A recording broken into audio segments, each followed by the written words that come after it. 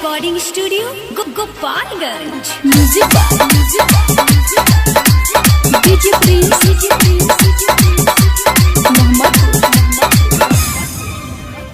कहेलू बाबा अब होई का होई मानी लो बात तारा होई का होई।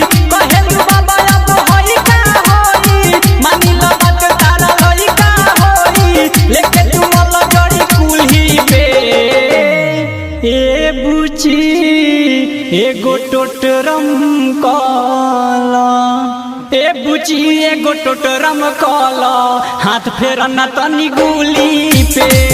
ए बुची एगो टोटरम काला हाथ फेरना तनी गुली पे। कहेलू बाबा अब होई का होई मानी लो बात तारा होई का होई।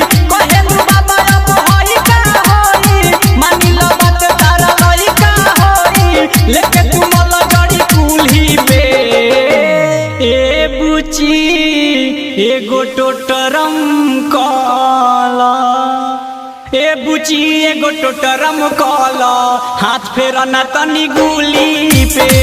ए बुची एगो टोटरम काला हाथ फेरना तनी गुली पे।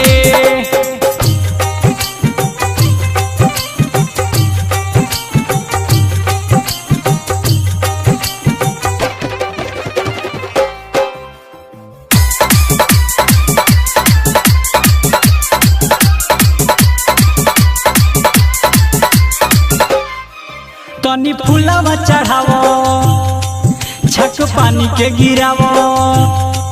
तनी फूलवा चढ़ावो छक पानी के गिरावो। में अच्छा तो मिला के बुचिया कहतानी जवन कल तनी आगावा से भल जनी एने ओने देखो बुचिया। उठे ना दे हम दरदिया तनी को छापे ना पड़ी हरदिया तनी को। उठे ना दे हम दरदिया तनी को छापे ना पड़ी हरदिया तनी को।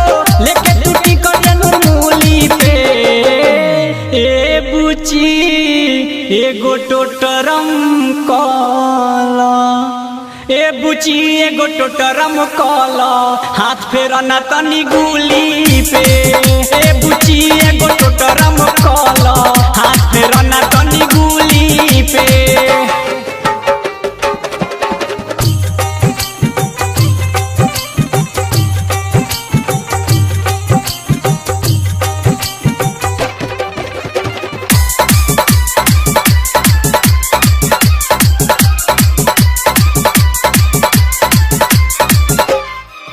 तनी घुंघटा हटावो बात बाटे का बतावो।